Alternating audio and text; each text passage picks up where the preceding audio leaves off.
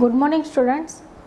कक्षा 9 विषय हिंदी, जिसमें हमारा गद्य 9 है, जिसका नाम है निर्भय बनो। गद्य शुरू करें उससे पहले देखते हैं उनके शब्दार्थ। शब्दार्थ में देखें तो पहला शब्द है टोली। टोली का अर्थ होता है दल या फिर मंडली। दूसरा है परमान। परमान एक नदी का नाम है। उसके बाद है बालूचर। बालूचर यानी कि नदी का रेतीला तट है, जिसे हम बालूचर कहते हैं। उसके बाद है मुठिया। मुठिया यानी कि मुट्ठी भर अनाज। उसके बाद है हैजा। हैजा यानी कि कॉलेरा, जो एक बीमारी का नाम है। छठा है लजाना। लजाना यानी कि शर्माना। उसके बाद आग्रह। आग्रह यानी कि अनुरोध। उसके बाद है पखेरु। पखेरु यानी कि पक्षी। नौवां है तन्मय। तन्मय यानी कि मग्न या फिर तल्लीन। 10वां है विद्यापति यानी कि मैथिली भाषा के प्रसिद्ध कवि, जिसका नाम है विद्यापति। 11वां है लाचारी। लाचारी यानी एक लोकगीत। लाचारी एक लोकगीत का नाम है। उसके बाद है विकल। विकल यानी कि व्याकुल। 13वां है डैना। डैना यानी कि पंख। उसके बाद है अर्दली यानी कि अफसर का नौकर। उसके बाद है खचड़ा। खचड़ा यानी कि मूर्ख। उसके बाद अपशब्द। अपशब्द यानी कि बुरा शब्द। उसके बाद है हर्ज। हर्ज यानी कि आपत्ति या फिर नुकसान। उसके बाद है महीन। महीन यानी कि सूक्ष्म या फिर बारीक। 19वां है बुझना। बुझना यानी कि समझना। उसके बाद उजड़ा यानी कि खंडहर। 21वां है संताल, जो एक आदिवासी जाति है। उसके बाद है 10 का यानी कि 10 काम। और आखिरवां हमारा शब्द है जुदा। जुदा यानी कि अलग। तो ये थे हमारे शब्दार्थ। गद्य 9 निर्भय बनो, जिनके लेखक है फणीश्वर नाथ रेणु। फणीश्वर नाथ रेणु, जिनका जन्म सन 1921 में हुआ था और उनकी मृत्यु सन 1977 में हुई थी। उनके बारे में आगे देखें तो वे एक आंचलिक कथाकार थे।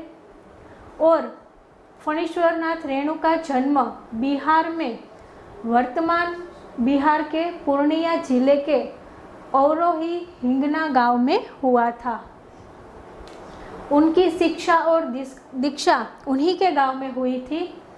और विराटनगर, नेपाल तथा वाराणसी में हुई थी। उनकी जो पूरी शिक्षा है वो पूरी शिक्षा उनके गांव में, और फिर नेपाल का जो विराटनगर शहर है वहाँ पर, और वाराणसी में उन्होंने अपनी शिक्षा है वो पूर्ण की थी। उन्होंने भारत तथा नेपाल के स्वाधीनता आंदोलन में सक्रिय भाग है वो लिया था, तथा कारावास भी भोगा था। कि उन्होंने भारत और नेपाल के जो स्वाधीनता आंदोलन है उस आंदोलन में भी उन्होंने भाग लिया था, और उन्होंने कारावास भी भोगा था। कुछ समय तक उन्होंने आकाशवाणी पदना में कार्य किया। अपने पहले उपन्यास मैला आंचल के प्रकाशन के साथ ही वे विख्यात हो गए। कि उन्होंने जो अपना पहला उपन्यास लिखा था उनका नाम था मैला आंचल, तो पहले उपन्यास से ही वो फेमस है वो हो गए थे। उनके पहले वे एक कहानीकार तथा रिपोर्टाज लेखक के रूप में साहित्य जगत में सुपरिचित हो चुके थे। कि वो एक उपन्यासकार तो थे ही, साथ ही साथ वो साहित्य जगत में एक लेखक के रूप में भी सुपरिचित थे। रेणु जी की रचनाओं में उनका जीवन अनुभव मुखराता है।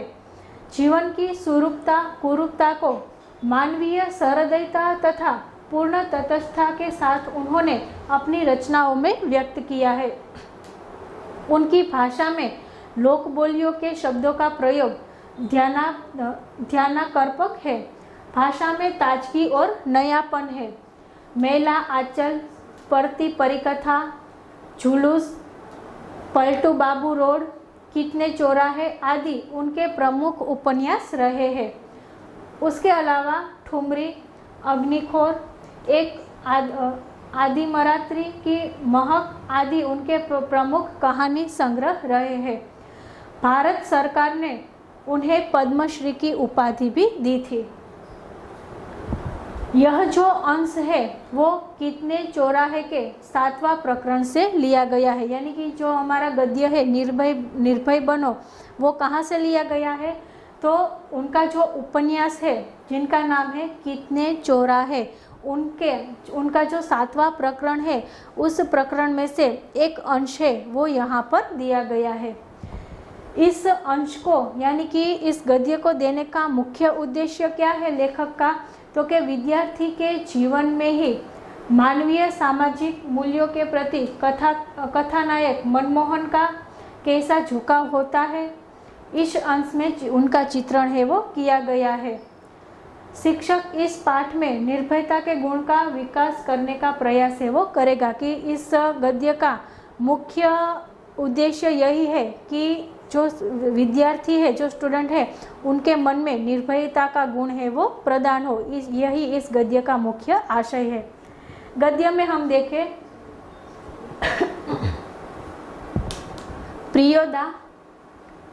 प्रियव्रत राय मैट्रिक में पढ़ता है। प्रियोदा उनका उपनाम है, उनका पूरा नाम है प्रियव्रत राय, जो मैट्रिक में यानी कि 10वीं कक्षा में पढ़ रहा है।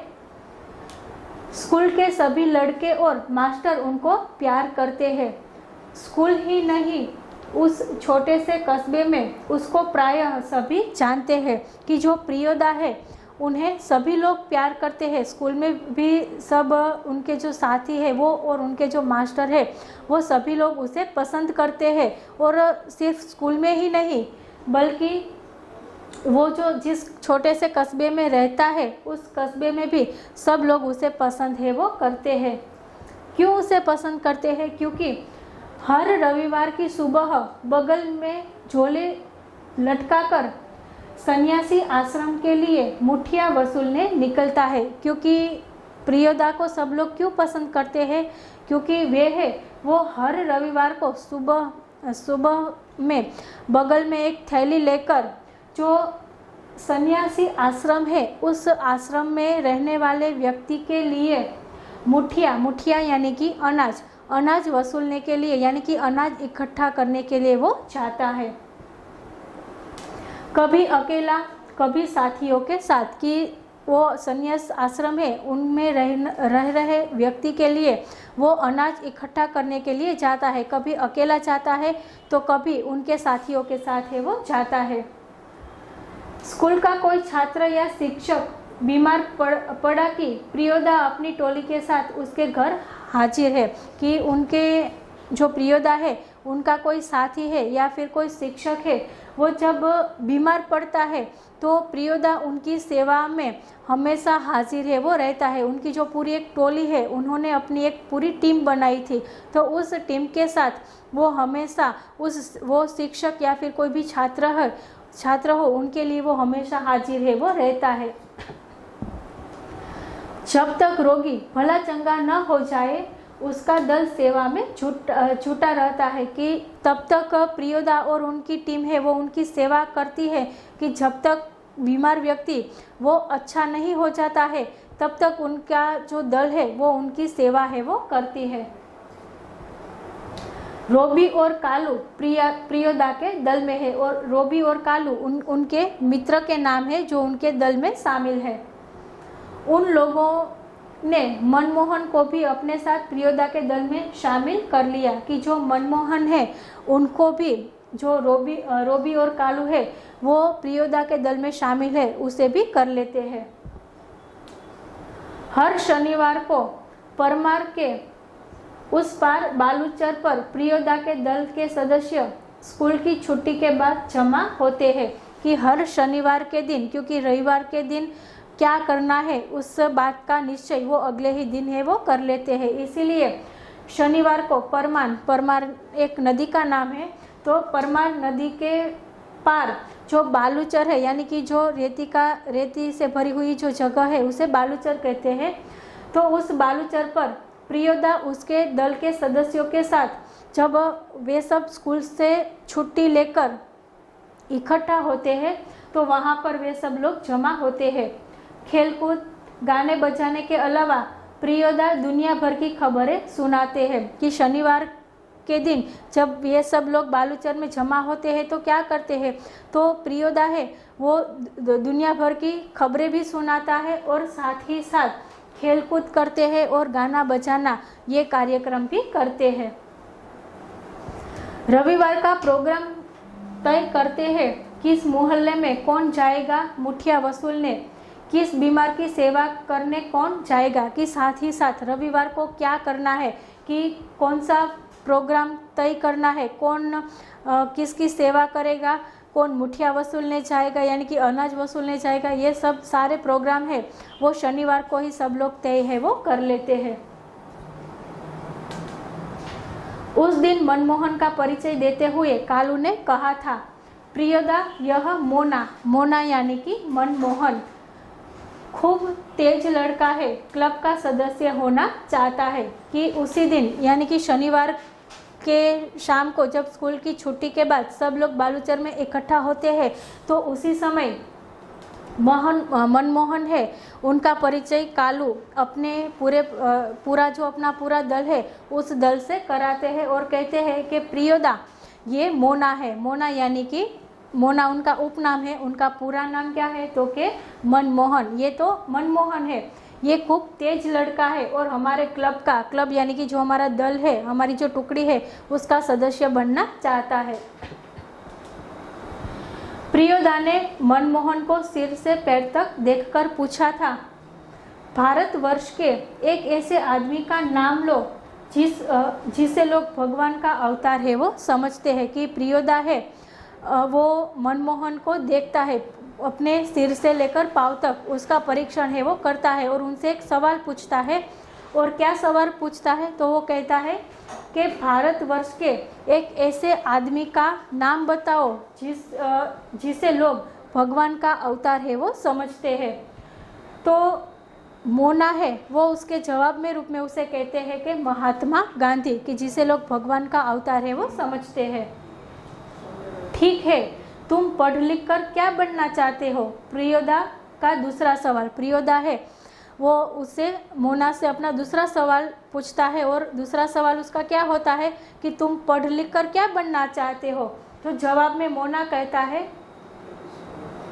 मनमोहन चुप रहा, फिर बोला वकील। जवाब में मनमोहन है वो कहता है कि मैं एक वकील बनना चाहता हूँ। सभी ठठाकर हंसे, लेकिन प्रियोदा गंभीर ही रहे। बोला ठीक है, बीमार लोगों की सेवा करना जानते हो? ये सुनकर जब मोना है कहता है कि मैं एक वकील बनना चाहता हूँ, तो ये सुनकर उनका जवाब सुनकर उनके दल के जो दूसरे सदस्य थे वे उनका मजाक उड़ाने लगे, उस पर हंसने लगे। लेकिन उस समय प्रियोदा है वो गंभीर हो गए और उनसे कहते हैं कि ठीक है, क्या तुम जो बीमार लोग हैं उनकी सेवा करना जानते हो? तो मोना कहता है सीख लेंगे। शाबाश, यदि रोग हैजा से पीड़ित हो तो? कि प्रियोदा है वो उसे कहते हैं कि यदि तुम बीमार लोगों की सेवा करोगे क्या तुम्हें आती है? तो वो कहता है कि मैं सीख लूँगा। तो जो मोना है वो कहता है प्रियोदा है वो कहता है कि शाबाश, यदि जो कोई रोगी है जैसे यानी कि कोलेरा से पीड़ित हो तो तुम क्या करोगे? तो मनमोहन चुप रहा, क्योंकि हैजा के नाम से ही उसे डर लगने लगता है। कि जब उसे कहते हैं कि कोई बीमार व्यक्ति उसे हैजा हुआ है तो तुम क्या करोगे, तो उस समय मोना है वो चुप रहता है, क्योंकि उसे हैजे के नाम से ही डर लगने लगता है। इस समय हमें कैसे कोरोना के नाम से डर लगता है, क्योंकि उसकी रसी है वो अभी तक नहीं आई। तो उस समय में भी ऐसा ही था। हैजा है वो एक बहुत बड़ी जानलेवा बीमारी थी। यदि किसी को हैजा हो जाता है तो ऐसे कम व्यक्ति थे जो उस बीमारी से उभर आते थे। तो इसी तरह मोना है वो हैजे का नाम सुनकर डर जाता है। गाना जानते हो? प्रियोदा है उसे दूसरा सवाल करता है कि क्या तुम गाना जानते हो? जी। तैरना? उसके जवाब में जो मोना है वो कहता है कि हाँ, मैं गाना जानता हूँ। और फिर सवाल करता है कि क्या तुम तैरना जानते हो? तो मोना कहता है जी नहीं, मैं तैरना नहीं जानता। प्रियोदा ने सूर्य नारायण नामक सदस्य से कहा, सूरज, मोना तैरना नहीं जानता। कि उनके दल में एक और व्यक्ति था जिसका नाम था सूर्य नारायण। तो सूर्य नारायण से प्रियोदा कहता है कि ये जो मोना है वो तैरना नहीं जानता। तो सूर्य नारायण कहता है कि सीख जाएगा, एक दिन उठाकर पानी में फेंक दूंगा, खुद तैरने लगेगा। कि जो सूर्य नारायण है वो प्रियोदा से क्या कहता है कि एक दिन में उसे उठाकर सीधे पानी में ही डाल दूंगा तो फिर वो अपने आप तैरना है वो सीख जाएगा। सभी हंसे कि ये बात सुनकर जो उनके दल के सभी सदस्य हैं वो हंसने लगते हैं। सूर्य नारायण पढ़ने में कमजोर है लेकिन शरीर उनका मजबूत है, रोज 100 दंड बैठक करता है। कि जो सूर्य नारायण है उनके दल में वो पढ़ाई में कैसा है तो कि वो पढ़ाई में कमज़ोर है, लेकिन उनका शरीर है वो कैसा है तो कि उनका शरीर है वो बहुत मजबूत है। रोज 100 दंड बैठक है वो करते हैं। उसके साथ ही सूरज पहलवान कहते हैं उसको, जो उनके साथी है वो सूर्य नारायण को सूरज पहलवान के नाम से उसे पुकारते हैं। दल के सदस्यों को तैरना सिखलाना उसी का काम है। कि उनके दल में, उनकी टीम में जो भी सदस्य होते हैं जिन्हें तैरना नहीं आता तो उन सभी सदस्यों को तैरना सिखाने का काम किसका है तो कि सूर्य नारायण का है। उस दिन सभी ने नए सदस्य मोना यानी कि मनमोहन से गीत सुनने की इच्छा प्रकट की। मनमोहन पहले लजाया, किंतु जब प्रियोदा ने आग्रह किया तो उसने खखार कर गला साफ किया।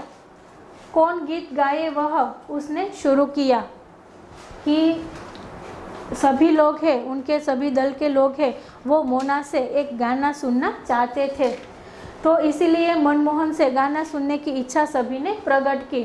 तो जब प्रियोदा सभी लोगों से गाना गाने के लिए कहते हैं तो पहले तो मोना है वो शर्माता है, लजाना यानी कि शर्माना, पहले शर्माता है।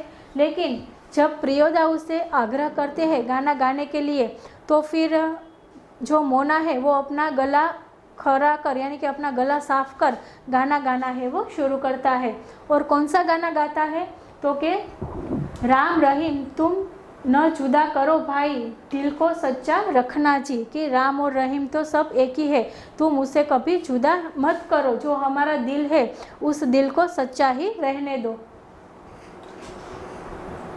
गीत समाप्त होने के बाद प्रियोदा बोले, वाह बहुत मीठा गला है तुम्हारा, कालू तुम प्रभात फेरी वाले दोनों गीत मोना को सिखा देना। कि जब ये गीत समाप्त होता है तो गीत समाप्त होने के बाद प्रियोदा है उसे शाबाशी देता है और कहता है कि तुम्हारा गला तो बहुत ही मीठा है, यानी कि तुम्हारी जो आवाज़ है वो तो बहुत मधुर है। और फिर कालू से कहता है कि तुम मोना को जो हमारा प्रभात फेरी वाला जो दोनों गाने हैं ये सब गाने तुम इसे सिखा देना। सूरज पश्चिम की ओर झुक गया, बालूचर पर लाली उतर आई। कि अब जो सूरज है वो पश्चिम यानी कि पश्चिम की ओर, यानी कि अब धीरे धीरे वो ढलने लगा। सूरज पश्चिम की ओर झुक गया, बालूचर पर लाली उतर आई। कि जो सूरज है वो अब धीरे धीरे ढलने लगा और जो बालूचर की जगह है वहीं पर भी लाली है वो उतर आई थी। परमान की धारा पर डूबते हुए सूरज की अंतिम किरण झिलमिलाई। कि जो परमान नदी है उनकी धारा में भी डूबते हुए सूरज की जो रोशनी है वो उनकी जो किरण है वो इधर उधर झिलमिला रही थी। पखेरु दल बांधकर बांसबन की ओर लौटने लगे। पखेरु यानी कि पक्षी, जो पक्षी है वो भी अपने दल के साथ बांधकर यानी कि उनका जो घोंसला होता है उस घोंसले की ओर वो सब चलने लगे। प्रियोदा के दल के सभी सदस्य पंक्ति बांधकर लौटे। के प्रियोदा के दल के जो सभी व्यक्ति थे, जो सभी सदस्य थे वो भी सब पंक्ति में यानी कि कतार में चलकर अपने घर की ओर लौटने लगे। पुल के पास एक गाड़ीवान तन्मय होकर गीत गा रहा था। भोला गरीबक दिन पहिया हरब भोला गरीब का दिन के एक पुल के पास से एक गाड़ी पसार हो रही थी और उस गाड़ी में तन्मय होकर एक व्यक्ति है वो गाना गा रहा था। कौन सा गाना था? तो के भोला गरीबन दिन पहिया हरब भोला गरीब का दिन। सूरज ने भी उसी सुर में सुर मिलाकर गाना शुरू किया कि जो सूरज है वो उस गाने को सुनता है, जिसका नाम सूर्य नारायण था, वो भी उस गाने को सुनता है और वो भी उस गाने में सुर मिलाकर वो भी वो गाना गुनगुनाने लगता है। एकता जे लोटा छल बेदा छल तीन पनिया पीबेत काल लोटा लेलन छीन। कृत्यानंद झा से कहा विद्यापति की लाचारी है कि ये जो गाना सूरज है वो गा रहा था और उसके आगे उन्होंने जो गाना था वो सूरज गा रहा था और उन्होंने क्या गाना शुरू किया कि एकदा जे लोटा छल बेदा छल तीन पनिया पीबेत काल लोटा लेलक छीन। ये गाना है वो सूरज है वो खत्म करता है। कृत्यानंद झा ने कहा विद्यापति की लाचारी है कि जो कृत्यानंद है वो उसे कहता है कि ये तो विद्यापति की लाचारी है। लाचारी विद्यापति क्या है? तो कि मैथिली एक भाषा है। लाचारी लाचारी टट्टू ठाई बालूचर के उस पार ने किसी ने फायर किया कि जो बालूचर है उसके उस पार यानी कि जो उसका दूसरी जगह है वहाँ से किसी ने फायर किया। एक पखेरु बालू पर गिरकर छटपटाने लगा कि जिन्होंने फायर किया उससे एक पक्षी है वो घायल हो जाता है और वो जो पक्षी है वो बालू पर गिर पड़ता है। उसका जोड़ा विकल होकर बहुत देर तक रोता रहा कि जो पक्षी है वो अपने दल में उड़ रहा था और किसी ने फायर किया और वो पक्षी अपने दल से गिरकर नीचे गिरता है। तो वो जो जोड़ा है वो विकल हो गया और बहुत देर तक रोने लगा। मटमैले अंधकार में एक अर्दलीनुमी आदमी दौड़ा हुआ आया और मरी हुई चिड़िया के डेन को पकड़कर चिल्लाया, मिल गया हुजूर कि एक आदमी है वो वहाँ पर आता है, क्योंकि एक पुलिस वाले ने जो फायरिंग है वो की थी और इस पक्षी को, इस चिड़िया को बंदूक मारकर उनकी हत्या है वो की थी। तो वहाँ से एक आदमी दौड़ा हुआ आता है और उसे पकड़कर चिल्लाता है और कहता है कि मिल गया हुजूर। इब्राहिम बोला, सब डिप्टी साहब का अर्दली है, साला भारी खचड़ा है। कि इब्राहिम है वो उसे देखकर बोलता है कि ये जो आदमी है वो कौन है? तो कि वहाँ का जो सब डिप्टी साहब है यानी कि जो ऑफिसर है उसका अर्दली यानी कि उस ऑफिसर का नौकर है। साला भारी खड़चा है, एक बुरा शब्द जिसे हम गाली कहते हैं वो शब्द है। प्रियोदा के मुंह से अचानक निकला होल्ट। की जो प्रियोदा है वो ये शब्द सुनकर अचानक सबको रोक लेता है। होल्ट यानी कि रुको। तब इब्राहिम को अपनी गलती का एहसास हुआ कि जब प्रियोदा उसे रोकती है तो उस समय उसे यानी कि इब्राहिम को अपनी गलती का एहसास है वो होता है। किस गलती का एहसास होता है? कि इब्राहिम ने गलत शब्द का प्रयोग है वो किया था। दल का नियम है कोई सदस्य किसी किस्म पर अपशब्द या गाली मुंह से न निकालेगा। इब्राहिम है उन्होंने अपशब्द निकाले थे, इस बात का उसे अफसोस है वो हुआ था। और जो प्रियोदा का ग्रुप है, प्रियोदा का जो दल है उसका एक नियम है कि कुछ भी हो जाए लेकिन उस दल का सदस्य है वो कभी अपशब्द या फिर गाली का प्रयोग है वो नहीं करेगा।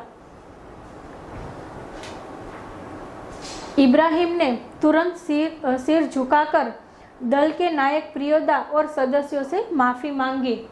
बात यह है कि साले ने कि इब्राहिम है वो अपनी गलती का एहसास उन्हें हो जाता है और फिर तुरंत ही वो अपना सिर झुकाकर प्रियोदा और उनके जो सदस्य है उनसे वो माफ़ी है वो मांगता है।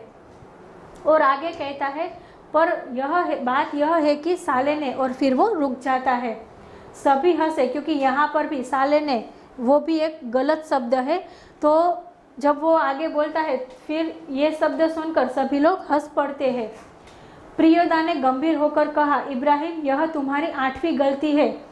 10 होते ही हम तुम्हारा साथ है वो नहीं देंगे। कि यहाँ पर भी इब्राहिम है वो गलत शब्द का उपयोग करता है, तो ये सुनकर सभी लोग है वो हंसने लगते हैं। लेकिन जो प्रियोदा है वो गंभीर होकर इब्राहिम से कहता है कि इब्राहिम यह तुम्हारी 8वीं गलती है। जब तुम्हारी 10 गलती होगी तब हम तुम्हारा साथ है वो नहीं देंगे, यानी कि तुम्हें अपने दल से हम निकाल देंगे।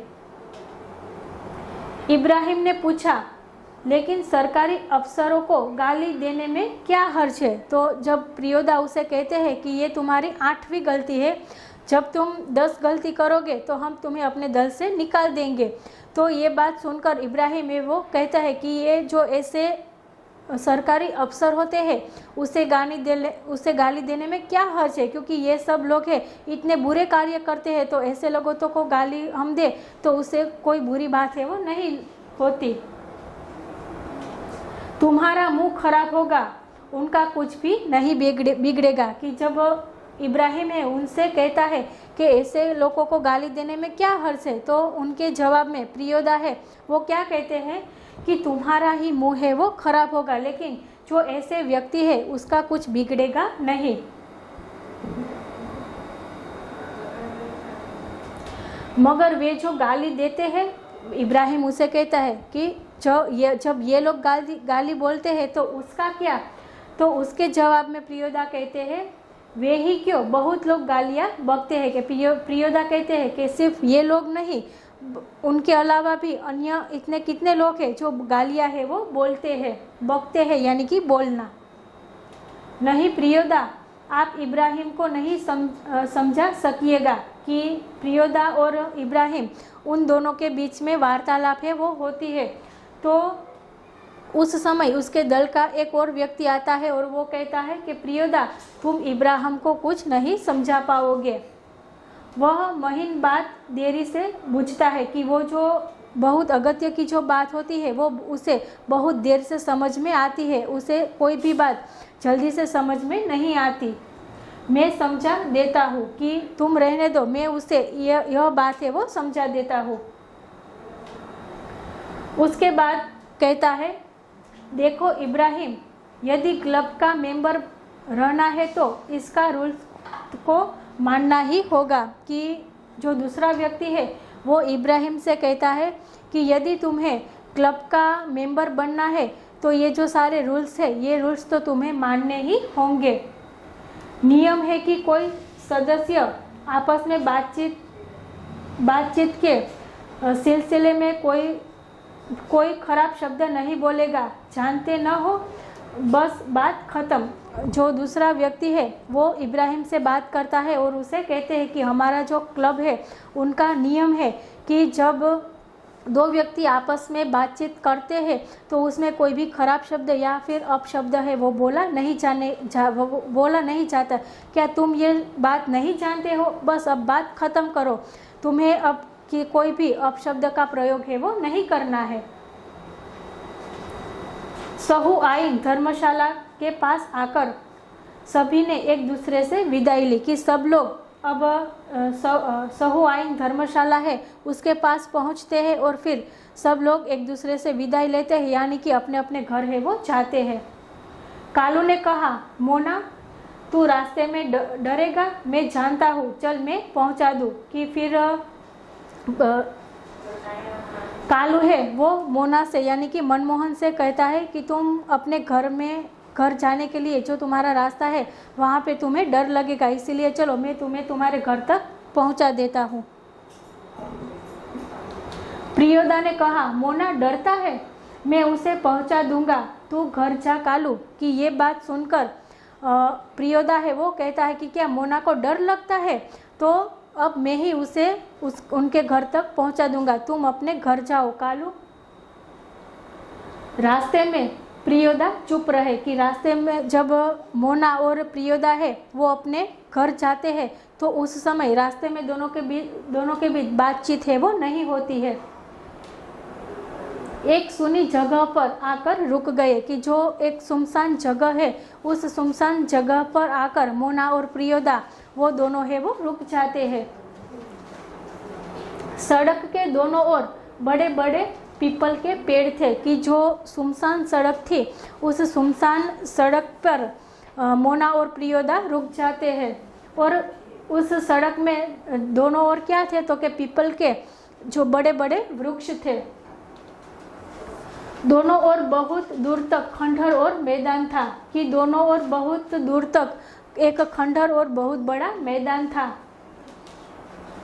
पास के एक उजड़े हुए मकान की ओर इशारा कर प्रियोदा ने कहा, जानते हो इस घर में कभी मुर्दा की चीरफाड़ होती थी। पोस्टमार्टम हाउस था यह, कि जो सुनी सड़क थी और उस सुनी सड़क के आजू बाजू बहुत बड़े बड़े पीपल के वृक्ष थे और उसकी चारों ओर खंडहर और खुले मैदान थे और वहाँ पर एक मकान था। तो उस मकान की ओर देखकर प्रियोदा है वो मोना से कहते हैं कि क्या तुम जानते हो कि इस मकान में क्या होता था, कि इस मकान में जो मुर्दा होते यानी कि जो लोग जिस लोगों की मृत्यु हो जाती है उन्हें चीर फाड़ कर उसका पोस्टमार्टम है वो किया जाता था, यानी कि ये एक पोस्टमार्टम हाउस था।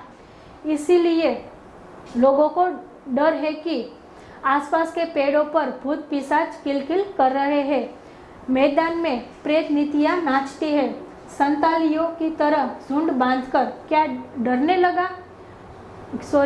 डरने लगा, कि ये जो पूरी बात है वो प्रियोदा उसे कहता है कि यहाँ पर पोस्टमार्टम ये हाउस था और इसीलिए लोग यहाँ पर आने के लिए डरते थे, क्योंकि सब लोगों को लगता है कि यहाँ पर जो आसपास पेड़ है उस पेड़ पर भूत पिशाच है वो किलकिलाट कर रहे हैं और वहाँ पर जो खुला मैदान है वहाँ पर प्रेतनियाँ है वो नाचने लगती है। और संतालियों की तरह झुंड बांधकर क्यों डरने लगा, कि ये बात सुनकर मोना है वो डरने लगता है। उसके बाद प्रियोदा उसे कहता है कि अकेले यहाँ आ सकते हो। जी नहीं, मोना है वो उसे ना कहता है कि जी नहीं, मैं यहाँ पर अकेला नहीं आ सकता। प्रियोदा हंसे बोले, देख मोना, भूत प्रेत ऐसा आदमी को कभी नहीं तंग करता जो दस का काम करता हो।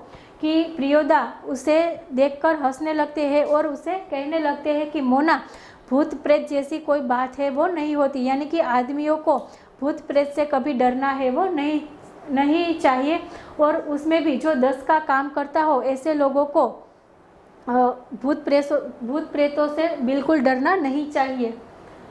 तुम्हारी उम्र में मैं भी डरता था, कि मैं जब तुम्हारी उम्र का था तब मुझे भी डर लगता था, लेकिन अब मुझे डर है वो नहीं लगता। मेरे गुरु महाजन ने मुझसे हंसकर कहा कि 10 का काम करने वाला तो खुद भूत होता है, उसको भूत क्या कर सकता है, चलो शुरू करो।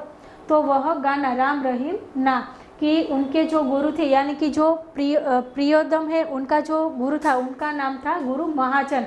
उन्होंने प्रियोदा से कहा था कि जो लोग 10 का काम करते हैं उन्होंने उसे कोई भूत है वो कुछ परेशान है वो नहीं कर सकता, या फिर उस आदमी से खुद भूत है वो डरने लगते हैं। इसीलिए अब तुम भूत का डर है वो अपने मन से निकाल दो और वो गाना शुरू करो जो तुमने गाया था। कौन सा गाना, तो के राम रहीम ना, वो गाना शुरू करो।